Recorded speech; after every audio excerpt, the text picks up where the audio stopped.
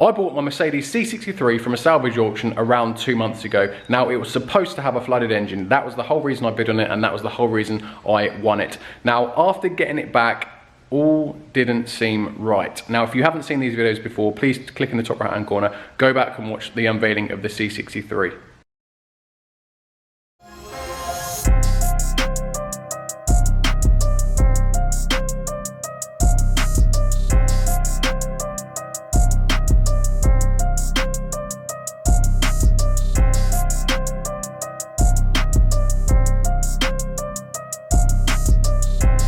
Right, so I've managed to get a breaker bar and a socket on the crank, so I'm going to try and turn it over. No, it does turn over.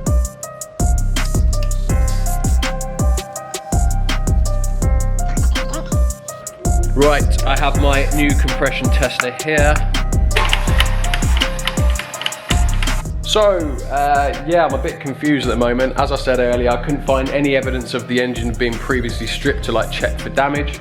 I can't find any evidence of any flood or water damage or anything like that. The engine's not seized, it turns over. I've got compression on all cylinders. Right, it's the moment of truth. I'm about to start her up. So it started and I immediately turned it off. I just heard a very metallic knocking, tapping noise. Well, I feel like if I don't do it again, I don't know what the problem is, and I have to strip the whole engine to find the problem. I'm doing it again, bugger it.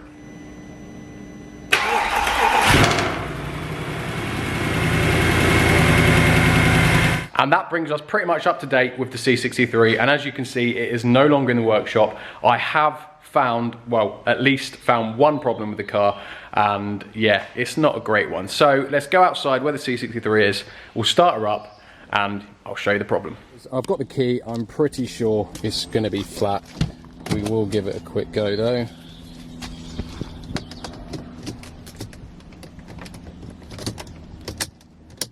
Yeah, absolutely nothing.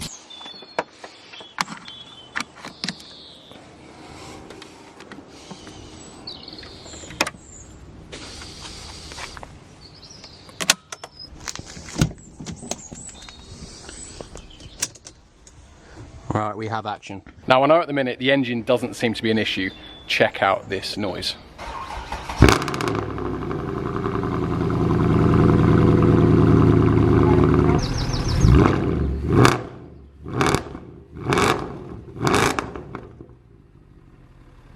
Absolutely mental. Now I'm not going to rev it too much, purely because I'll adjust the light, purely because it is cold, so I don't want to take the piss.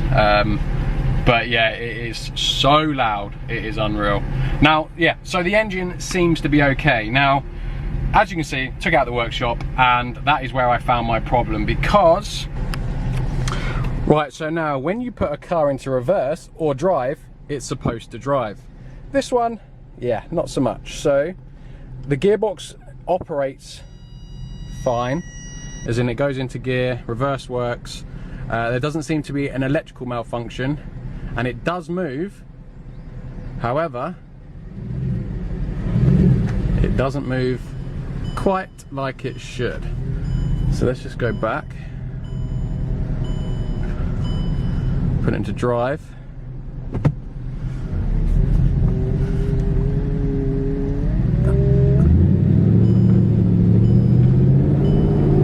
See that? It's going to be hard to come across on camera, but basically I'm putting my foot down and it's not working properly. It's taking quite a lot of revs just to get it moving, and obviously that should definitely not be the case. So let me just nurse it into the workshop. Now that's a bit weird, because when I took it out of the workshop the other day, it barely moved. Now I started it up, put it into drive, and I put my foot down and nothing was happening. I was revving it right up to like 3,000 RPM and it was barely creeping forward, basically enough for me to get it out of the workshop and park it where it just was. Now for some weird reason it seems to be a lot more responsive today, so I'm kind of doing this live. I don't really, just seems to be it still doesn't seem right, it still seems quite laggy. Now I believe this gearbox is a torque converter gearbox, therefore it relies on oil pressure for it to work properly.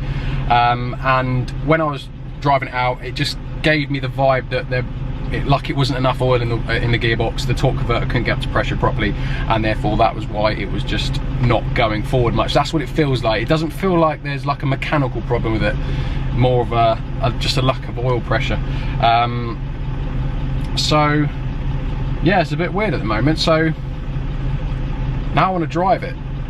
I've just turned it off because there is smoke pouring out the wheel arch. I don't know if you can see it on camera, but something's definitely afoot. Can't see where it's coming from. The camera didn't pick up my voice very well here, but basically when I took off the cylinder head cover, it looks like a bit of oil had dripped down onto the exhaust manifold, burning off and causing the smoke. So hopefully a bit of brake cleaner will just clean that up. I'll just check quickly. Right, I think it's alright. So, now the gearbox seems to be okay-ish. I'm just going to take up the drive.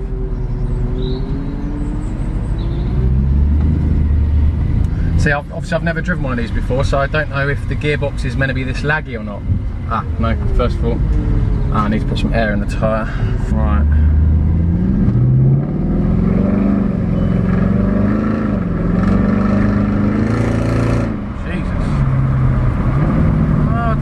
Gearbox is alright then. I'm so confused with this car, honestly. But I guess torque converters are a bit laggy, but I don't know. There was definitely something weird the other day, maybe just because it hadn't run for a while and the gearbox had oil hadn't circulated around properly. I don't really know. But it definitely 100% better today.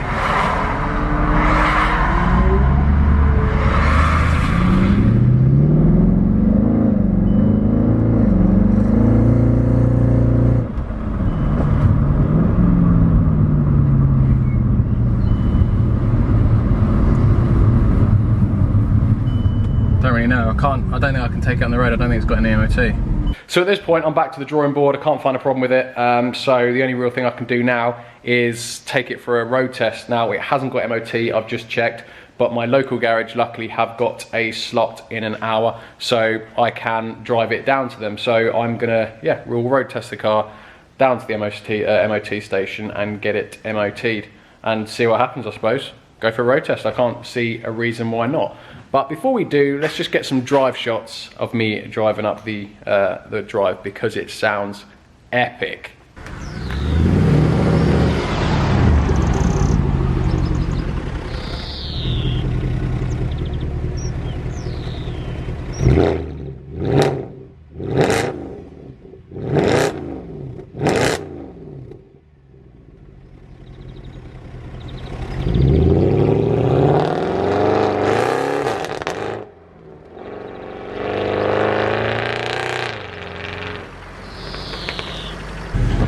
Okay, something really weird's happening.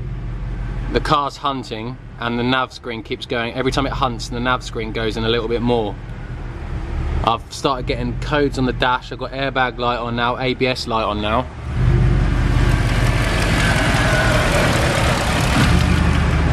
Don't really know what's happening, but seems a bit weird. All the lights are now on the dash. Don't think it's a battery problem though. Look, it's just slowly closing. Every time it hunts, it slowly closes. But if I turn it seems alright. Comes back normal. Don't know what's going on there.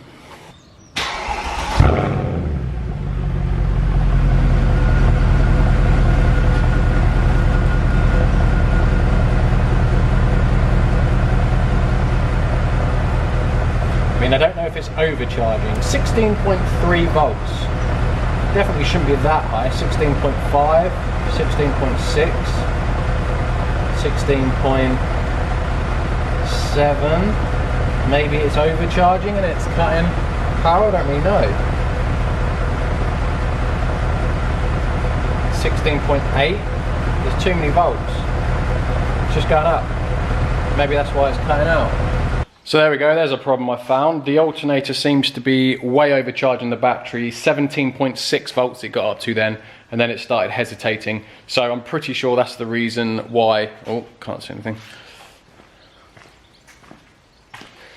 So I'm pretty sure that's the reason why the car started hesitating there and started shutting down. It's just because the battery's being overloaded and there's too many volts going through the system. So it's probably some, don't know, some sort of protection. But yeah, there seems to be a voltage regulator not working, it seems. So that's something we've got to look into.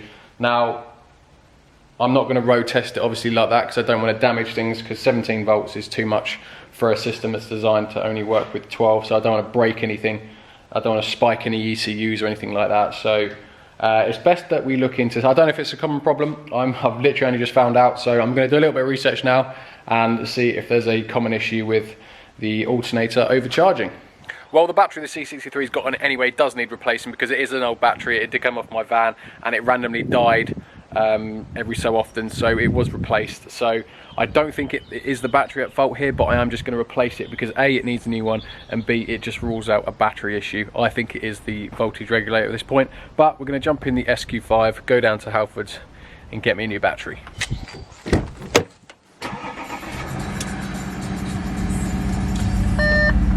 I'm 482 miles deep in the SQ5 and she has performed flawlessly.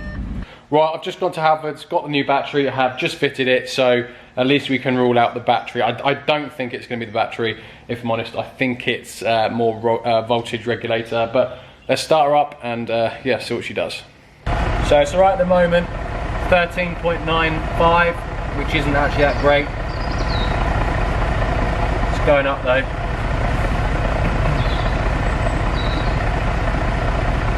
It's 14 volts.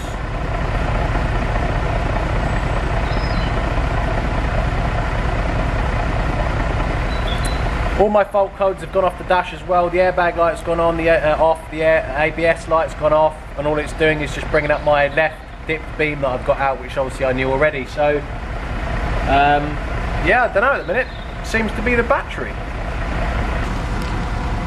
Now, really weirdly, the new battery seems to have solved it. I was convinced it was going to be a voltage regulator, but that battery was defective, and I assumed the voltage regulator was just overcompensating for a faulty battery. So it's just chucking way more amps in than it needed to and over voltage the battery. I guess, I'm not too sure if I'm honest. However, a new battery has so far solved the problem and it is running really, really nicely. Like, the engine is super quiet now.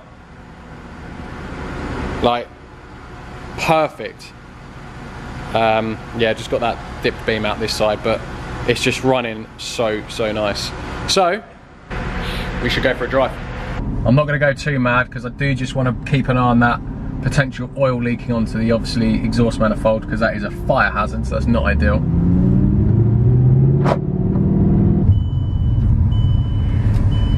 Oh no, I ain't really.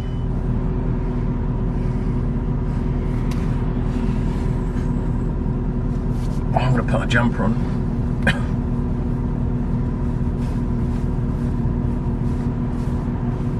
Oh no, now I've got ABS, ESP unavailable again. I don't know if that's a separate issue though. No, there you go, it's doing it again. No, there you go, it's doing it again. Where I rev it and it doesn't go.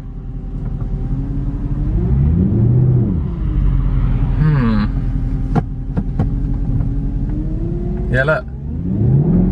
That's in reverse and it's going, not going up. I'm broken down now. I'm in a really bad place. Power steering's gone heavy. Oh no. Everything's turning off. Oh, this is not good.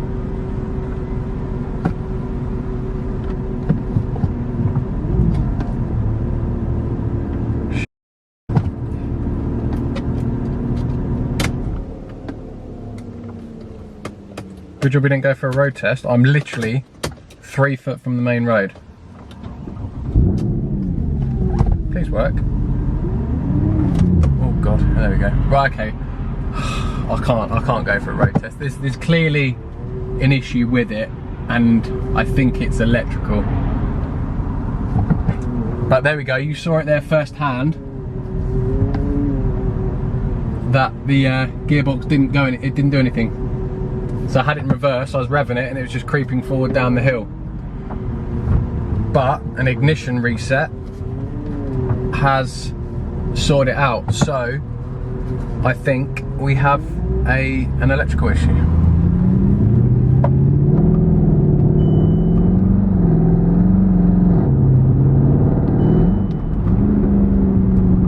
don't know if there is a gearbox issue as well, you know, because it's a bit jerky when it changes. Now I'm wondering if it's the voltage regulator after all. I have just gone on Carly, I've cleared all the codes. There was loads and loads of codes stored. Just cleared them down, reread them, and there's a few left which aren't really relevant to the problem. So we'll see if this does anything. We'll start her up again.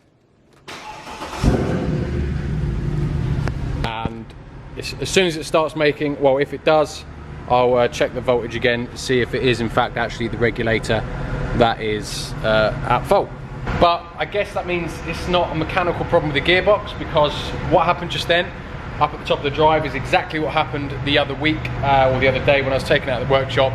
I'd accelerate and nothing would happen. So it's obviously not a mechanical malfunction, it's obviously an electrical issue, but whether it's, well, we've just got to find that electrical issue. It could be a voltage regulator, that could be the answer to my problems. Fingers crossed it is, because that would be fairly easy to do. But yes, it's looking like possible electrical issues. Well, 5 minutes in, nothing yet, but it is mad how absolutely quiet it sounds here. Like barely anything on tick over, and then